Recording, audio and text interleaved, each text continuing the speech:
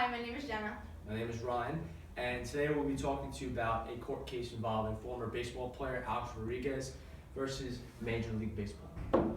Okay, so I'll be speaking about the agenda first.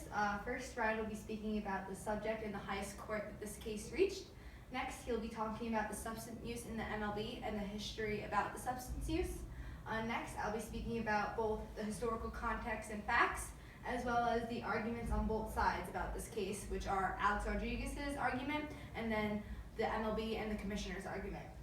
Finally, we will round this presentation out with the outcome of the case and then an update on A-Rod himself and the legal aspect. Ryan, take it away.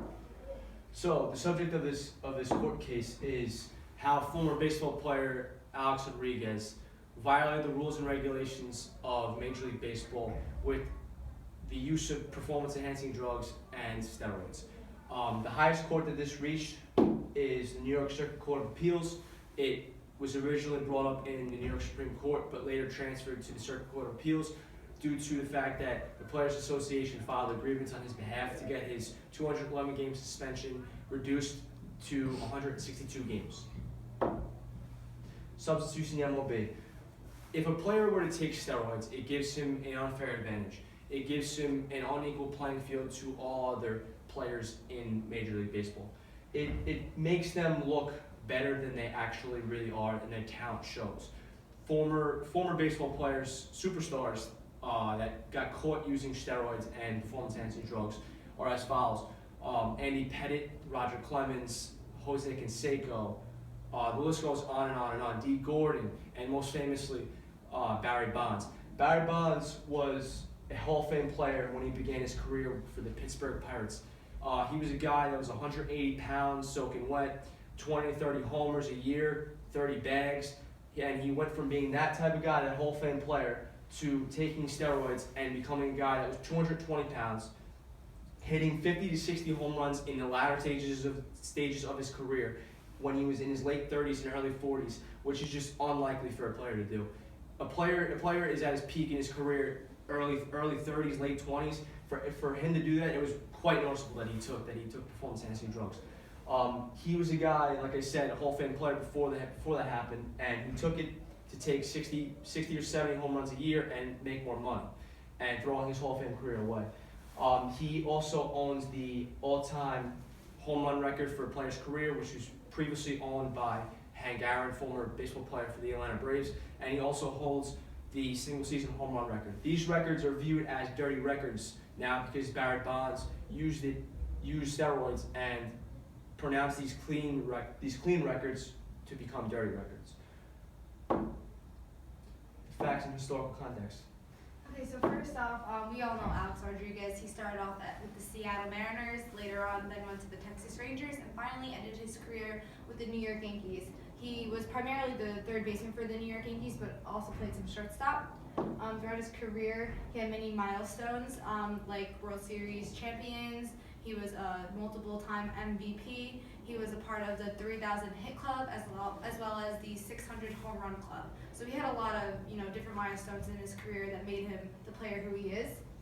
So now starting with the case, the Miami News-Times, which is a newspaper down in Miami, made a report alleging that Alex Rodriguez, along with other pro baseball players, were connected to an anti-aging clinic, the Biogenesis anti-aging clinic more specifically, in Miami. And this sort of kind of kickstarted the whole allegations and the investigation into his career because it kind of was connecting them to the steroid use and the PEDs.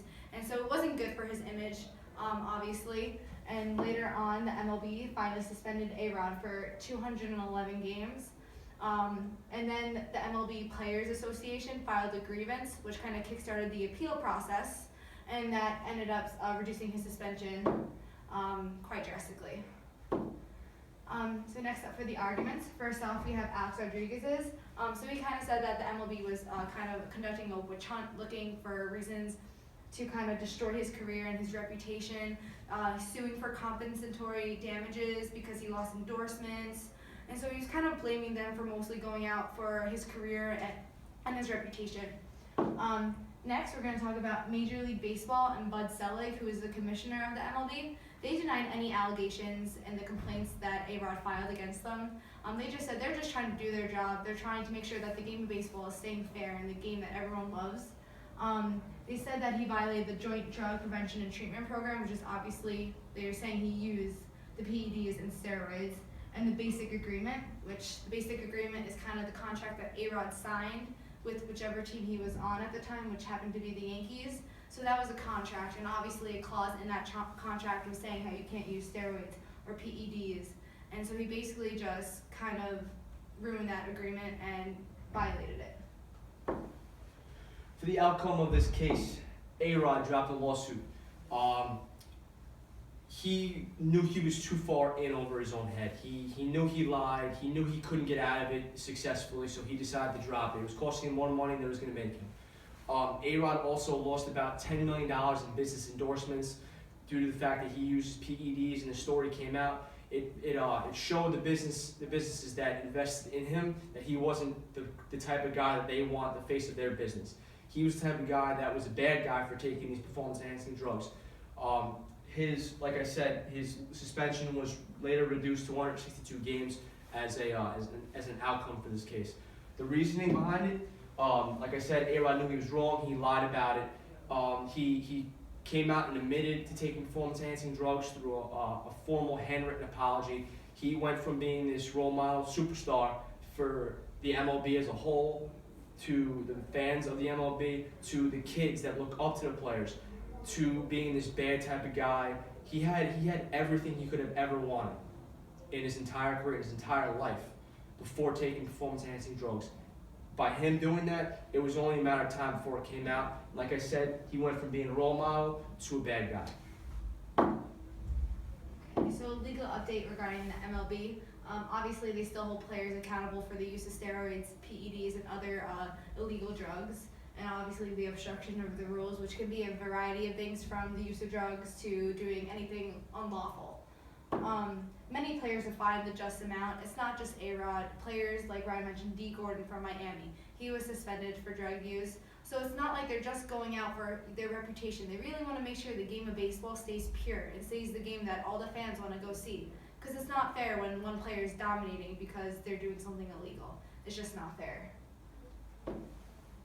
So update on A-Rod. He recently passed Willie Mays on the home run ladder for most home runs in a player's career.